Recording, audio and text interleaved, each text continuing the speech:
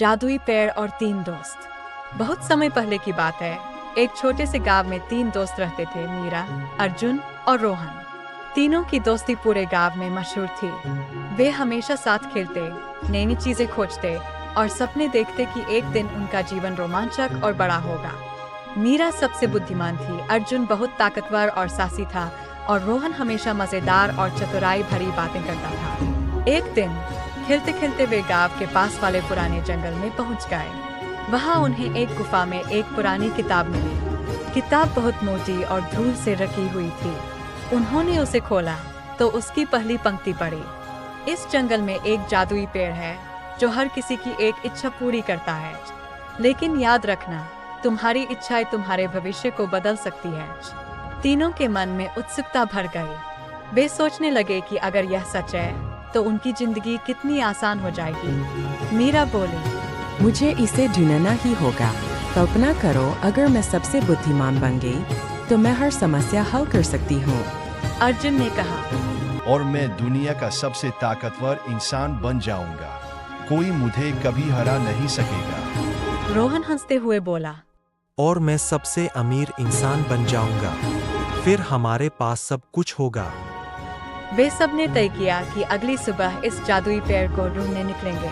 जंगल का सफर। अगले दिन सूरज उगने से पहले ही वे तीनों तैयार होकर जंगल की ओर चल दिए। जंगल घना और रहस्यमय था। हर तरफ ऊंचे ऊंचे पेड़ थे और पक्षियों की आवाजें गूंज रही थी। जैसे जैसे वे आगे बढ़े, उन्हें एक पत्थर की पट्टी मिली जिस पर लिखा था, जो सच दिल से चाहे वही इसे पा सके, लेकिन याद रखो, लालच की कीमत चुकानी होगी। तब मीरा ने कहा, इसका मतलब हमें अपनी इच्छाओं को सोच समझकर मांगना होगा। तब अर्जुन ने हंसते हुए कहा, इतना क्यों डर रही हो? हमें बस अपनी इच्छाएं मांगनी है और हमारी जिंदगी बदल जाएगी। कुछ घंटों की खोज के बाद उन्हें जंगल के बीचों बीच वह जादुई पेड़ मिल ही गया। वह पेड़ साधारण पेड़ों से बहुत अलग था। उसकी पत्तियां सोने की तरह चमक रही थीं और उसकी शाखाएं आसमान तक जाती दिखती थीं। जैसे ही वे उसके पास पहुंचे, पेड़ की एक शाखा हिलने लगी और गूंजती हुई आवाज आई, कौन हो तुम और यहाँ क्यों आए हो? तीनों चौंक गए, लेकिन उन्होंने साहस करके जवाब दिया, हम अपनी इच्छाएं मांगने आए हैं। तीनों को बातें सुनते हुए पेड़ ने कहा, हर किसी को सिर्फ एक ही इच्छा मांगने का मौका मिलता है। ध्यान से सोचो, क्योंकि जो मांगोगे वह कभी वापस नहीं लिया जा सकेगा। सबसे पहले मीरा आगे आई। उसने कहा, मैं दुनिया की सबसे बुद्धिमान लड़की बनना चाहती हूँ।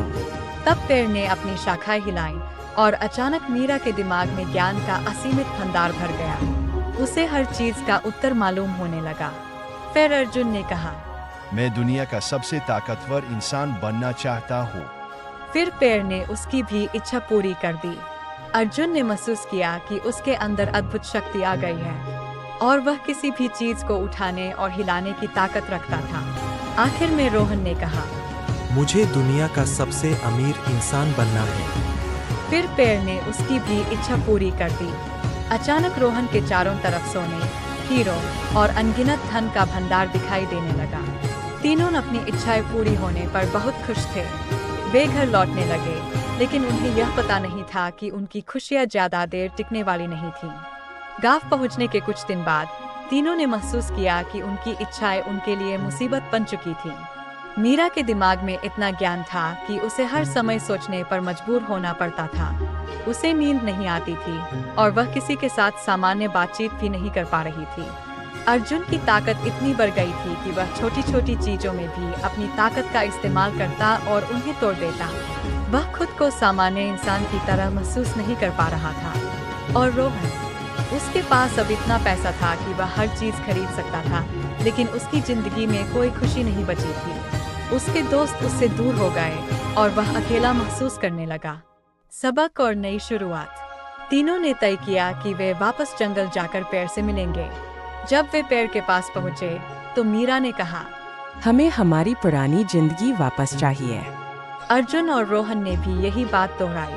पेड़ ने गहरी आवाज में कहा, मैंने तुम्हारी इच्छाएं पूरी की, लेकिन तुमने यह नहीं सोचा कि खुशी चीजों में नहीं बल्कि संतुलन में है। तुम्हारी इच्छाओं में संतुलन नहीं था। तीनों ने माफी मांगी और अपनी गलतियों को समझा। पेड़ ने उन्हें माफ किया और सब कुछ पहले जैसा कर दिया। उस दिन से मीरा, अर्जुन और रोहन ने यह सीखा कि सच्ची खुशी चीजों को पाने में नहीं, बल्कि अपने पास जो है उसमें संतुष्ट रहने और संतुलन बनाने में है।